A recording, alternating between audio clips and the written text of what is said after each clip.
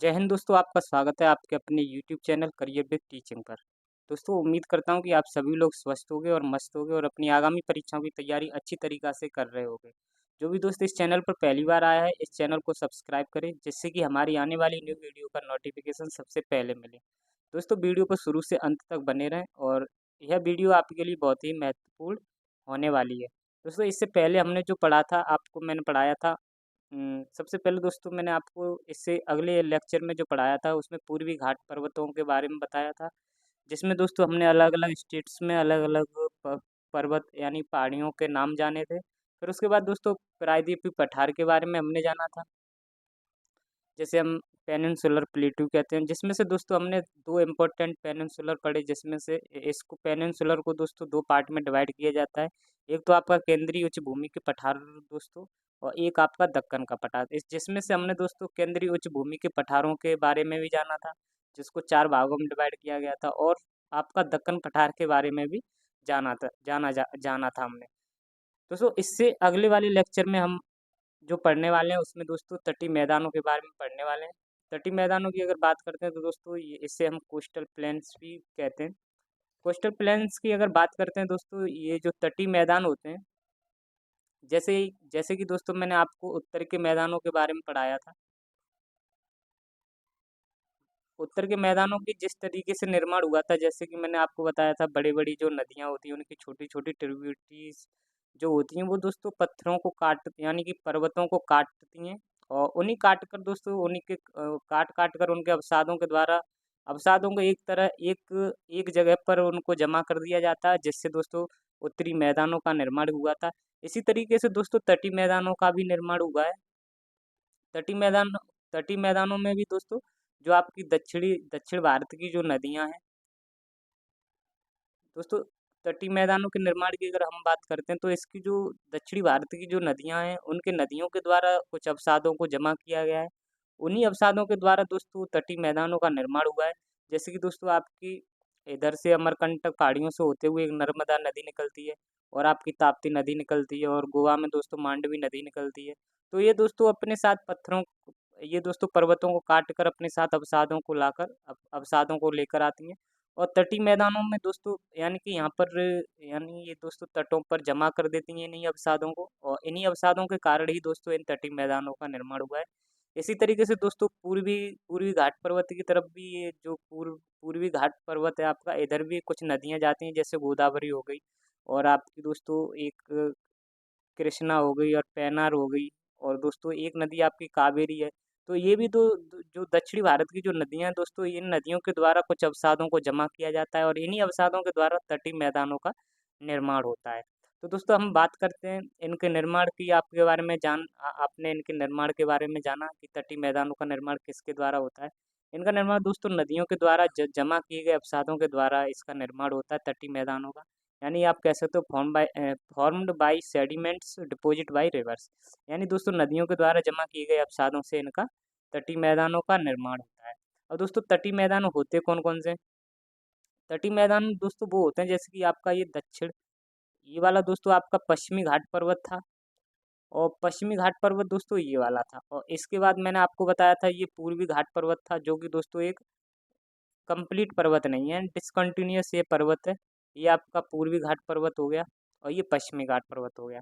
तो दोस्तों इसके बगल में जो छोटी बची हुई जो भूमि है, इसके बीच में जो बचा हुआ मैदान है, यही मैदान दोस्तों आपके हो जाते हैं तटीय मैदान। ये वाले मैदान आपके हो गए दोस्तों तटीय मैदान। यही तटीय मैदानों को दोस्तों ये नदियों के द्वारा इनका निर्माण होता है और इन्हीं तटीय मैदानों को दोस्तों अलग जैसे कि पश्चिमी तट की तरफ देखेंगे तो इनको अलग नाम से जानते हैं और पूर्वी तट की तरफ देखेंगे तो दोस्तों इन तटीय मैदानों को अलग नाम से जानते हैं। जैसे जिसमें से हम बात करते हैं जो पश्चिमी घाट के पर्वत हैं, अ, पश्चिमी घाट के जो पर्वत हैं दोस्तों उनको हम अलग नाम से किस नाम से जानते हैं, जैसे दोस्तों जो भी पश्चिमी तटीय मैदान है उनको अलग-अलग राज्यों में अलग-अलग नाम से जाना जाता है। सबसे पहले अगर हम बात करते हैं पश्चिमी तटीय मैदानों की, तो दोस्तों पहला जो हमारा तटीय मैदान है वो आपका गुजरात है। गुजरात के दोस्तों हम गुजरात के तटीय मैदानों को हम काठियावाड़ का मैदान कहते हैं। यानी कि जो हमारा गुजरात का जो क्षेत्र है दोस्तों, गुजरात का जो तट है, तो गुजरात के तटीय मैदानों को हम काठियावाड़ के तट के नाम से जानते हैं। जैसे हम गुजरात, जो कि गुजरात में स्थित है। और दोस्तों इसी तरीके से जो और अपना हमारा नेक्स्ट जो राज्य है महाराष्ट्र, तो महाराष्ट्र के जो तटीय मैदानों को हम कोंकण तटीय मैदान के नाम से जानते हैं। दोस्तों आपका महाराष्ट्र एक राज्य हो गया और आपका गोवा, इन दोनों इन दोनों राज्यों के जो तटीय मैदान है उनको कोंकण तट के नाम से जाना जाता है। आपका महाराष्ट्र हो गया और ये गोवा, यानी कि महाराष्ट्र और गोवा के जो तटीय मैदान है, इन तटीय मैदानों को दोस्तों कोंकण तट के नाम से जाना जाता है, यानी कोंकण मैदानों के नाम से जाना जाता है। इसी तरीके से दोस्तों कर्नाटक हमारा राज्य हो गया। कर्नाटक के जो तटीय मैदान है, इनके तटीय मैदानों को हम दोस्तों कन्नड़ तट के मैदान के नाम से जानते हैं। आप दोस्तों कन्नड़ तट कह सकते हो या कन्नड़ के मैदान के नाम से जानते हैं। तट कहो या मैदान को, एक ही बात होती है। तो दोस्तों ये हमारे हो गए पश्चिमी तट, जिसमें से हमारा गुजरात का काठियावाड़ का तट है। और दोस्तों महाराष्ट्र और गोवा का कोंकण तट है। कर्नाटक का दोस्तों कन्नड़ तट हो जाएगा। और एक बचा दोस्तों केरल, तो केरल के जो तटीय मैदानों को दोस्तों हम मालाबार के तट के नाम से जानते हैं। यानी कि दोस्तों क्वेश्चन कभी भी पूछा जा सकता है कि मालाबार मालाबार के तटीय मैदानों को किस मालाबार के जो तटीय मैदान है इनको किस राज्य में जाना जाता है, तो आपके ऑप्शन में स्टेट्स यानी राज्य दे सकता है, तो उसमें से आपको केरल भी दे दिया जाएगा। तो ये इसी तरीके से दोस्तों केरल जो राज्य है, यहाँ के जो तटीय मैदान है, उन तटीय मैदानों को मालाबार तट के नाम से जाना जाता है। अब इसी तरीके से दोस्तों हम पूर्वी तटों के बारे में जानेंगे, जैसे इनको हम ईस्टर्न प्लेन्स कहते हैं। तो पूर्वी तटों के बारे में जानने से पहले दोस्तों आपको बता देता हूँ कि किस राज्य में दोस्तों इन तटों को किस नाम से जाना जाता है। सबसे पहले दोस्तों हम बात करते हैं जो हमारा पहला जो राज्य पड़ता है वेस्ट बंगाल। दोस्तों वेस्ट बंगाल के जो तटीय मैदान है, वेस्ट बंगाल के तटीय मैदानों को हम बेंगा के नाम से जानते हैं। जो हमारे वेस्ट बंगाल के तटीय मैदान है उनको हम बेंगा तट के नाम से जानते हैं। और नेक्स्ट जो हमारा है दोस्तों उड़ीसा, उड़ीसा के जो तटीय मैदान है दोस्तों इनको हम उत्कल तट के नाम से जानते हैं। और नेक्स्ट है हमारा आंध्र प्रदेश, आंध्र प्रदेश के जो तटीय मैदान है उन तटों को दोस्तों हम उत्तरी सरकार के नाम से जानते हैं। और सबसे लास्ट है दोस्तों तमिलनाडु, तमिलनाडु के जो हमारे तटीय मैदान है उन तटीय मैदानों को हम कोरोमंडल तटों के नाम से जानते हैं। कोरोमंडल तट कह सकते हो आप, या प्लेन तट या मैदान, आप कुछ भी कहो दोस्तों, कोरोमंडल मैदान कहो या कोरोमंडल तट कहो। तो इसको हम तमिलनाडु में जानते हैं। जो हमारा पूर्वी तट हो गए दोस्तों, ये आपके पूर्वी तटीय मैदान हो गए, ये आपके पश्चिमी तटीय मैदान हो गए। आप इनको इस तरीके से याद रख सकते हो, ये पूर्वी तटीय मैदान हो गए, ये पश्चिमी तटीय मैदान हो गए, जिसमें से हमारे ये कुछ गुजरात में काठियावाड़ के मैदान है। महाराष्ट्र गोवा में कोंकण तट के मैदान है। और कर्नाटक में दोस्तों कन्नड़ तटीय मैदान है। और इसी तरीके से हमारे केरल में है मालाबार का मैदान। और आपका तमिलनाडु में है कोरोमंडल का मैदान, कोरोमंडल का तट। और इधर आपका उत्तरी सरकार आंध्र प्रदेश में उत्तरी सरकार का तट हो जाएगा। और आपका उड़ीसा में उत्कल तट हो जाएगा दोस्तों। और वेस्ट बंगाल में बैगा के नाम से इनको जाना जाता है। तो आई होप दोस्तों, उम्मीद कर रहा हूँ कि आपको यह पश्चिमी तट और पूर्वी तटों के बारे में आपको समझ में आया होगा। नेक्स्ट जो हमारा पॉइंट है दोस्तों, द्वीप समूह। द्वीप समूह क्या होता है? द्वीप समूह दोस्तों इसको हम ग्रुप ऑफ आइलैंड भी कहते हैं। सबसे पहले हम आपको बता देते हैं छोटी सी लैंग्वेज में कि जो जमीन का एक ऐसा भाग या ऐसा टुकड़ा जो चारों ओर से जल से घिरा हुआ होता है। जमीन का ऐसा भाग या ऐसा टुकड़ा जो चारों तरफ जल से घिरा हुआ होता है, उसको हम दोस्तों बोलते हैं द्वीप। क्या बोलते हैं? द्वीप। यानी कि ऐसा जमीन का टुकड़ा जो कि चारों ओर से जल से घिरा हुआ होता है, उसको हम बोलते हैं द्वीप। तो वही डेफिनेशन दोस्तों लिखिए, चारों ओर से जल से घिरा भूभाग, उसको हम बोलते हैं द्वीप। भूभाग से आप मतलब समझ सकते हो कि जमीन का ऐसा भाग या ऐसा टुकड़ा। तो आई होप दोस्तों, उम्मीद करता हूँ कि आपको यह पॉइंट समझ में आया होगा। द्वीप क्या होते हैं? जो कि जमीन का एक ऐसा टुकड़ा जो चारों तरफ जल से घिरा हुआ होता है, उसी को हम द्वीप या आइसलैंड कहते हैं। अब दोस्तों, द्वीप समूह क्या होता है? जब हम इकट्ठे कई सारे द्वीप को देखते हैं, जब कई सारे द्वीप एक जगह इकट्ठे हो जाते हैं, जैसे आपका एक ये द्वीप हो गया, एक ये द्वीप, एक ये द्वीप, यानी एक ये द्वीप और ये द्वीप, यानी कि ये सभी एक, जब एक कई सारे द्वीप एक जगह इकट्ठे और एक लाइन में जब ये हो जाते हैं, तो दोस्तों इन्हीं को कहा जाता है द्वीप समूह, यानी कि group of island. I hope दोस्तों, उम्मीद कर रहा हूँ कि आपको ग्रुप द्वीप समूह समझ में आया होगा। इसको आप आसान भाषा में समझ सकते हो कि जब कई सारे द्वीप एक जगह हमें देखने को मिलते हैं, तो उनको हम दोस्तों द्वीप समूह या ग्रुप ऑफ आइसलैंड कहते हैं। इसी तरीके से दोस्तों, भारत में दोस्तों दो द्वीप समूह हैं। हमारे भारत में दो द्वीप समूह पाए जाते हैं, जिसमें से सबसे पहला हमारा द्वीप समूह है, एक लक्षद्वीप है, और एक हमारा अंडमान अंडमान निकोबार द्वीप समूह। अब दोस्तों, लक्षद्वीप समूह के बारे में आपको बता देता हूँ, ये कहाँ पर स्थित है और इसके अंदर कितने द्वीप आते हैं, और इसी तरीके से अंडमान निकोबार के बारे में भी बताऊंगा। जैसे सबसे पहले बात करते हैं दोस्तों लक्षद्वीप की, तो यह दोस्तों अरब सागर में स्थित है। लक्षद्वीप के छोटे-छोटे दोस्तों 2 द्वीपों से मिलकर बना हुआ है। इसको हम लक्षद्वीप कहते हैं, जो कि अरब सागर में स्थित है। और लक्षद्वीप के अंदर दोस्तों जो द्वीप आते हैं, उन द्वीपों की कुल जो संख्या है वो 36 है। यानी कि लक्षद्वीप में दोस्तों कुल द्वीप द्वीप जो हैं वो 36 हैं, जिसमें से 11 द्वीपों पर मानव रह सकते हैं।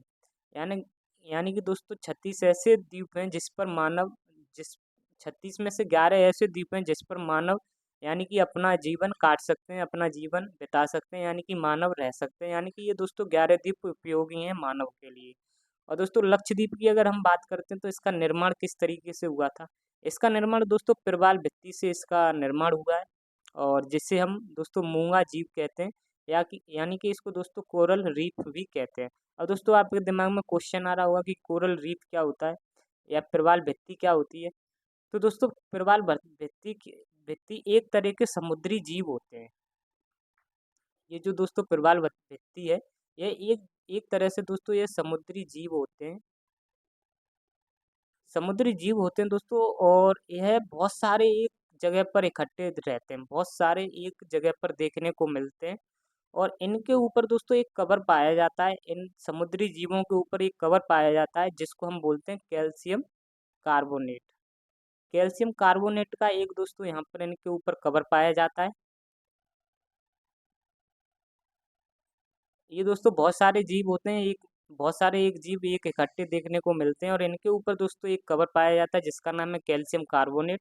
और जब ये जीव समुद्री जीव जब मर जाते हैं, तो जब ये समुद्री जीव जब मर जाते हैं, तो दोस्तों यानी कि समुद्री जीव यानी कह सकते हो, या इन भित्ति जब ये मर जाती है, तो इनके ऊपर का जो कवर होता है कैल्शियम कार्बोनेट का, तो वो दोस्तों कवर एक जगह पर इकट्ठा हो जाता है। आई होप दोस्तों ये आपको पॉइंट समझ में आ रहा होगा कि यानी कि जो कैल्शियम कार्बोनेट का इनके ऊपर कवर होता है, और जब ये समुद्री जीव जब मर जाते हैं, तो मर जाने की वजह से दोस्तों ये प्रवाल भित्ति सभी एक जगह पर इकट्ठे हो जाते हैं, और जब इकट्ठे हो जाते हैं तो उनसे ही दोस्तों एक संरचना बनती है। उसी संरचना को बोलते हैं हम द्वीप। द्वीप बोल सकते हो या आइसलैंड बोल सकते हो। तो उस इन्हीं द्वीपों से दोस्तों, इन्हीं छोटे-छोटे द्वीपों से मिलकर ये बना है हमारा लक्षद्वीप। और आई होप दोस्तों, उम्मीद करता हूँ ये द्वीप समझ में आए होंगे किसके बने होते हैं, कैसे बने होते हैं। इसको आपको दोबारा से भी डिस्क्राइब कर देता हूँ कि ये दोस्तों समुद्री जीव होते हैं। प्रवालवृत्ति एक तरीके का समुद्री जीव है, जो एक जगह पर बहुत सारे देखने के लिए मिलते हैं। इनके ऊपर की जो लेयर होती है, कवर होती है, वो कैल्शियम कार्बोनेट की होती है दोस्तों। और जब ये दोस्तों जीव मर जाते हैं, तो एक जगह पर इकट्ठे हो जाते हैं, और इकट्ठे हो जाने की वजह से एक संरचना बनती है, जिसको हम आप द्वीप कहते हैं। और इसी तरीके से दोस्तों अगर हम पूरे वर्ल्ड की आप बात करेंगे, तो ये पूरे वर्ल्ड में सबसे बड़ी जो प्रवाल भित्ति देखने को मिलती है, वो आपकी ऑस्ट्रेलिया में देखने को मिलती है, जिसका नाम है दोस्तों ग्रेट बैरियर। ग्रेट बैरियर दोस्तों यह पूरे वर्ल्ड की सबसे बड़ी प्रवाल भित्ति है, ऑस्ट्रेलिया में देखने को मिलती है। इसी तरीके से दोस्तों हम दूसरा अगर द्वीप समूह की बात करते हैं तो इसका नाम है अंडमान निकोबार द्वीप समूह। और जो कि दोस्तों बे ऑफ बंगाल में यह स्थित है, यानी कि लोकेटेड इन बीओबी यानी बे ऑफ बंगाल, बंगाल की खाड़ी में यह स्थित है। और यह दोस्तों अंडमान निकोबार जो द्वीप समूह है यह 572 द्वीपों से मिलकर बना है। यानी कि इसकी जो कुल संख्या, कुल द्वीप हैं इसके अंदर में, वो 572 हैं। और इसका जो निर्माण हुआ है वो दोस्तों वो यह अराकान योमा पर्वत से इसका निर्माण हुआ है, यानी कि अराकान योमा पर्वत का ही यह भाग माना जाता है। यानी दोस्तों जो म्यांमार है, म्यांमार में जो हिमालय को अराकान पर्वत के नाम से जाना जाता है, और वही अराकान पर्वत अब बे ऑफ बंगाल में यानी कि चला आया है। और इसी को ही दोस्तों हम अंडमान निकोबार द्वीप समूह कहते हैं। यानी कि जो दोस्तों ये पर्वत जहाँ जहाँ पर दिख रहा है उसी को दोस्तों द्वीप बना दिया गया है, और जहाँ डूब गया है वहाँ तो डूब ही गया है। अब इसी तरीके से दोस्तों हमने लक्षद्वीप के बारे में जाना, और आपको थोड़ा अंडमान निकोबार द्वीप समूह के बारे में बता देता हूँ। अंडमान अंडमान निकोबार द्वीप समूह को दोस्तों हम तीन पार्ट, इसको हम डिवाइड करके पढ़ेंगे। जैसे जो हमारा अंडमान निकोबार द्वीप समूह है, यह आपका दोस्तों दो पार्ट में डिवाइड है। दो पार्ट में डिवाइड है, जिसमें से दोस्तों मैं आपको यहाँ बता दे रहा हूँ। जैसे कि सबसे पहले जो हमारा द्वीप समूह, या हमारा जो सबसे पहले दोस्तों अंडमान निकोबार है, तो सबसे पहले जो है हमारा, जैसे दोस्तों हमारे द्वीप समूह है इस तरीके से, ये हमारा दोस्तों अंडमान निकोबार है, ठीक है। अगर हम दोस्तों अंडमान निकोबार की बात करते हैं तो अंडमान निकोबार से एक 10 डिग्री चैनल जाता है। 10 डिग्री चैनल भी मैं आपको बताऊंगा क्या होता है। एक 10 डिग्री चैनल जाता है,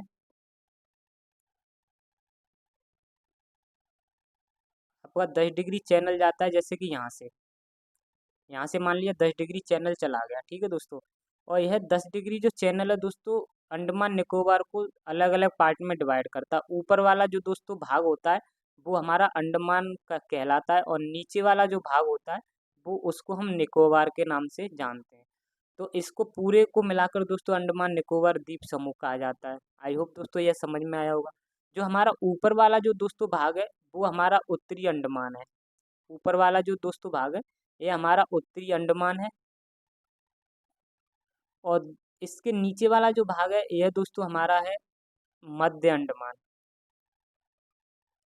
और इसके नीचे वाला जो भाग है दोस्तों वो हमारा है दक्षिणी अंडमान, साउथ अंडमान। और इसके नीचे है दोस्तों हमारा लघु अंडमान। आई होप दोस्तों ये आपको अंडमान समझ में आए होंगे। अंडमान के दोस्तों द्वीप समूह है, अंडमान निकोबार के ये द्वीप समूह है, जिसमें सबसे पहले उत्तरी अंडमान है, दूसरा मध्य अंडमान है, और ये आपका साउथ अंडमान है।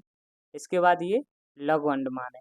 और यहाँ से हमारा दोस्तों जाता है 10 डिग्री चैनल, यानी कि अंडमान निकोबार को दोस्तों दो भागों में 10 डिग्री चैनल डिवाइड करता है। इसके नीचे दोस्तों हमारा कार निकोबार आ जाएगा, और इसके नीचे दोस्तों लघु अंडमान, वो कार निकोबार और लघु निकोबार।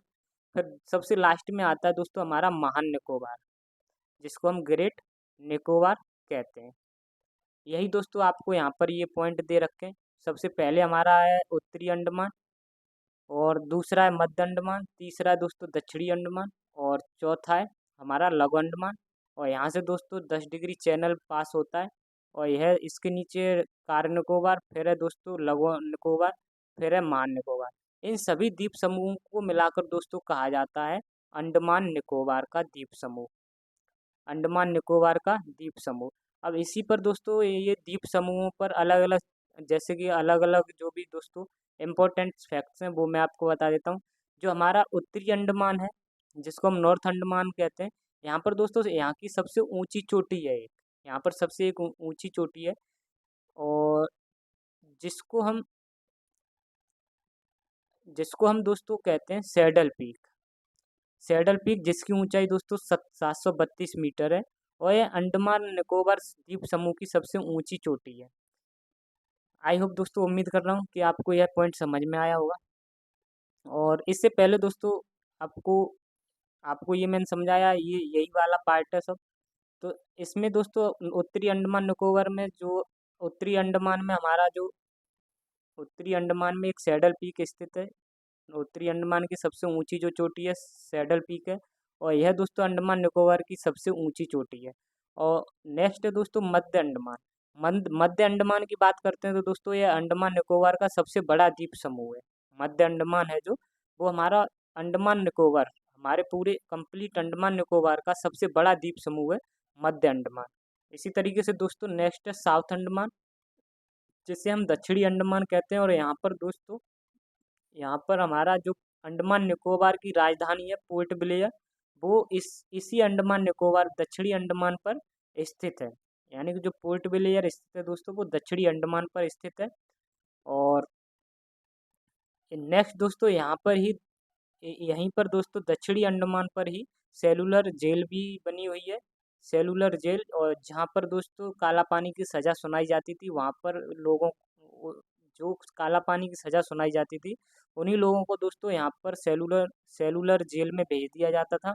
और यहाँ पर जो एक प्रसिद्ध स्वतंत्रता सेनानी गए थे वीर सावरकर, वीर सावरकर को दोस्तों काला पानी की सज़ा सुनाई गई थी, वो सेलुलर सेलुलर जेल में यहाँ पर इनको भेजा गया था। इसी तरीके से दोस्तों हमारा जो नीचे वाला सबसे लास्ट वाला दोस्तों लघु अंडमान, और लघु अंडमान के बाद बाद जो हमारा दोस्तों है सबसे नीचे है कार निकोबार। और कार निकोबार के नीचे दोस्तों निकोबार, और लघु निकोबार के नीचे ग्रेट निकोबार है, जिसे हम महान निकोबार कहते हैं। महान निकोबार इसको कहा जाता है।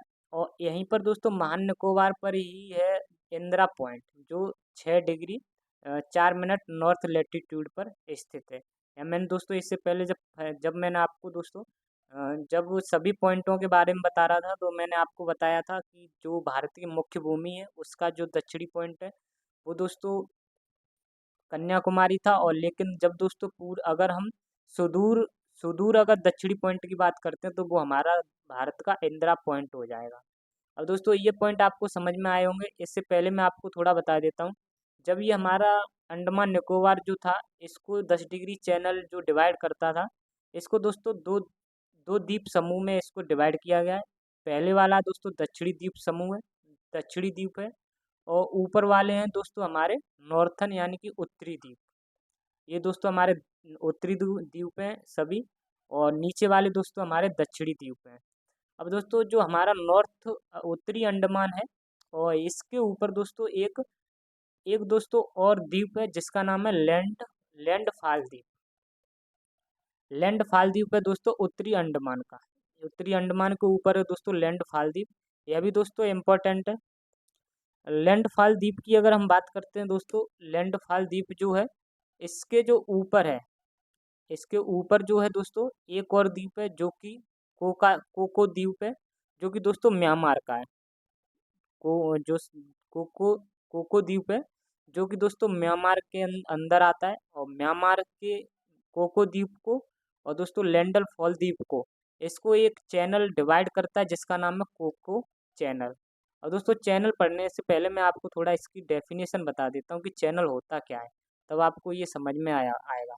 जैसे चैनल दोस्तों हम उसको कहते हैं जो हमारे जमीन के दो टुकड़े होते हैं, जमीन के बीच में, जैसे हमारे जमीन के बीच में, ये हमारी जमीन है, दो जमीन है दोस्तों, जमीन के बीच में जो हमारा पानी का पतला रास्ता जो होता है, दो जमीनों के बीच में जो पानी का पतला रास्ता, यानी कि जो हमारा पानी का जो पतला रास्ता होता है, ये हमारा पतला रास्ता हो गया पानी का।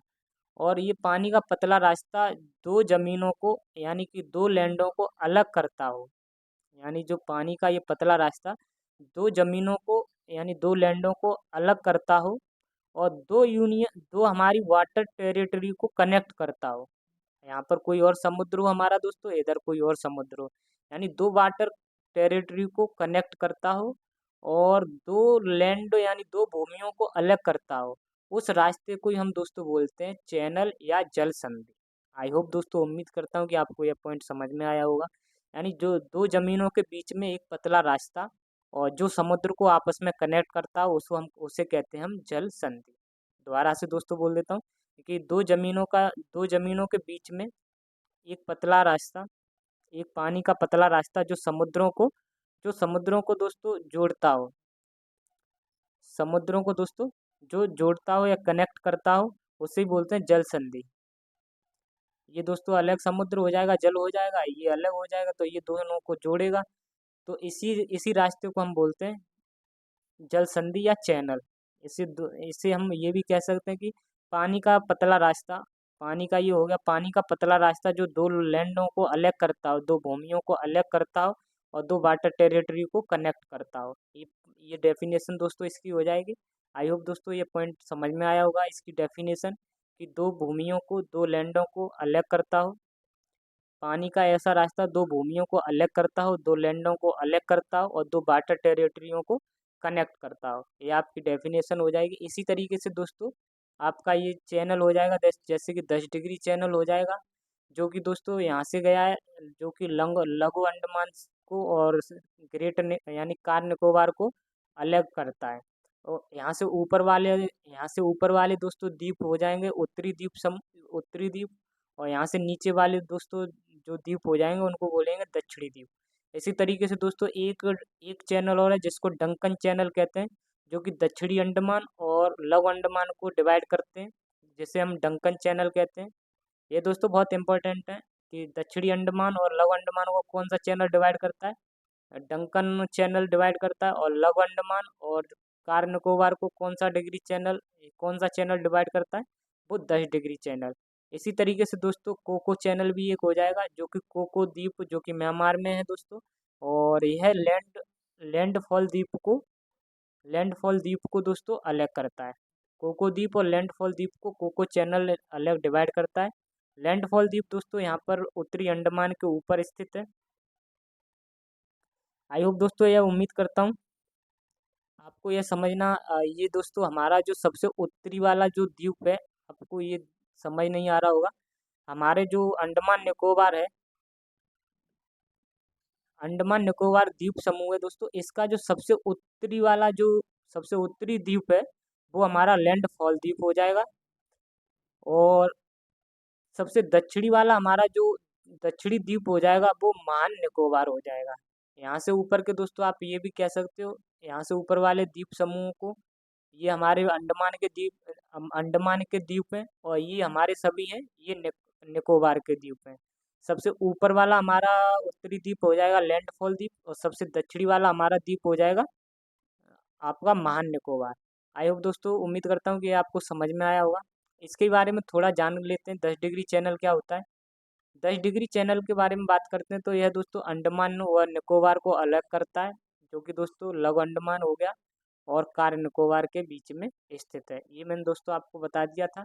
ये आपका हो जाएगा लघु अंडमान और ये आपका हो जाएगा कार निकोबार। यहाँ के बीच में दोस्तों 10 डिग्री चैनल इन दोनों जो लैंड यानी जो दोनों भूमि है और इनके बीच में जो दोस्तों पानी का पतला रास्ता है उसी को हम बोलते हैं 10 डिग्री चैनल। मैंने आपको डेफिनेशन में भी बताया था, पानी का पतला ऐसा रास्ता जो दो लैंड या दो भूमि को अलग करता हो और एक वाटर टेरिटरी कनेक्ट करता हो। ये दोस्तों इधर बे और बंगाली की खाड़ी आ जाएगा और इधर दोस्तों पूरा इंडियन ओशियन। इसलिए दो वाटर टेरिटरियों को अलग कर रहा है और ये पानी का पतला रास्ता ये आपकी भूमि है। इस तरीके से दोस्तों आपको इसको चैनल कह सकते हो। और इसी तरीके से दोस्तों डंकन चैनल है आपका। डंकन चैनल जिसे हम डीएसएल कहते हैं, जो कि डंकन चैनल है दोस्तों, साउथ अंडमान और लिटिल अंडमान को अलग करता है। आपको मैंने दोस्तों बताया था, आपका सबसे ऊपर ये साउथ अंडमान हो जाएगा और नीचे दोस्तों आपका लिटिल अंडमान हो जाएगा। इनके बीच में दोस्तों डंकन चैनल इन दोनों को भूमियों भूमियों को अलग करता है और ये पानी का पतला रास्ता हो जाएगा, दो वाटर वाटर टेरिटरियों को कनेक्ट करेगा। तो इसी को दोस्तों हम जल संधि कहते हैं, यानी कि चैनल कहते हैं। इसी तरीके से दोस्तों दक्षिणी और लघु अंडमान के बीच में यह स्थित है। यहाँ से डीएसएल से आप याद रख सकते हो, डी से डंकन, एस से साउथ अंडमान और एल से लिटिल अंडमान। इसी तरीके से दोस्तों हमारा कोको चैनल है, जो कोको द्वीप है, जो दोस्तों म्यांमार के अंदर आता है और यह अंडमान निकोबार को अलग करता है। ये पूरा कंप्लीट दोस्तों हमारा अंडमान निकोबार को अलग करता है कोको द्वीप, कोको चैनल। और अगर अगर अंडमान में नहीं पूछा जाएगा दोस्तों तो हमारा उत्तरी द्वीप है, उत्तरी द्वीप जिससे मैंने लैंडफॉल द्वीप बताया था उसको भी अलग करता है। या तो पूरा अंडमान निकोबार कहा जाएगा, क्योंकि दोस्तों लैंडफॉल द्वीप भी अंडमान निकोबार का ही एक भाग है ना, इसलिए आप कह सकते हो। और इसी तरीके से दोस्तों कुछ अंडमान निकोबार के कुछ ज्वालामुखी भी द्वीप हैं, जो कि दोस्तों ज्वालामुखी से बने हैं। क्योंकि दोस्तों जो मैग्मा, जो पृथ्वी के अंदर मैग्मा होता है, बाहर आता है पृथ्वी से, तो वो दोस्तों बाहर आता है, तो उसको हम क्या बोलते हैं, लावा। तो लावा जब दोस्तों ठंडा होकर जब जम जाता है, तो वो भी ये कहीं ना कहीं एक चट्टान टाइप की बना लेता है, तो उसको भी हम बोलते हैं द्वीप। क्योंकि पानी से बाहर का जो अगर एरिया जो दिखाई देगा, अगर लैंड, वहाँ से लैंड टाइप से यानी भूमि के टाइप से, तो उसको हम द्वीप कहेंगे। तो इसी तरीके से दोस्तों बैरन द्वीप है, जो कि ये बैरन द्वीप है, एक अंडमान निकोबार का ही एक द्वीप है, पर हालांकि दोस्तों ये अलग है। और ये है दोस्तों सक्रिय ज्वालामुखी है, एक्टिव वोल्केनो है। और नेक्स्ट हमारा नारकोंडम द्वीप है दोस्तों, इसको प्रसुप्त ज्वालामुखी या डोरमेंट वोल्केनो कहते हैं। ये दोस्तों प्रसुप्त यानी कि मरा नहीं है, प्रसुप्त है अभी दोस्तों।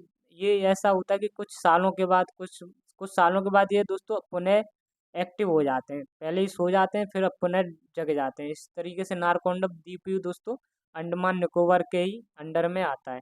बैरन भी नारकोंडम द्वीप इन्हीं के अंडमान निकोबार के ही अंडर में आते हैं दोस्तों। और नेक्स्ट दोस्तों अंडमान निकोबार की जनजातियों के बारे में अगर बात करते हैं, यानी ट्राइब्स के बारे में बात करते हैं, तो यहाँ की जो सबसे प्रमुख जो ट्राइब्स हैं, पहली जारवा है दोस्तों, और दूसरी सेंटिनलीज है, और तीसरी सोमपेन है। इस तरीके से दोस्तों यहाँ पर ये जनजातियाँ पाई जाती हैं। और दोस्तों अगर उम्मीद करता हूँ कि आपको यह वीडियो पसंद आई हो, तो वीडियो को लाइक करें एंड चैनल को सब्सक्राइब करें। और और दोस्तों अपने ग्रुप में इस वीडियो को शेयर भी करें। आज के लिए दोस्तों इतना ही, मिलते हैं नेक्स्ट वीडियो में। जय हिंद, जय भारत, जय माँ सरस्वती।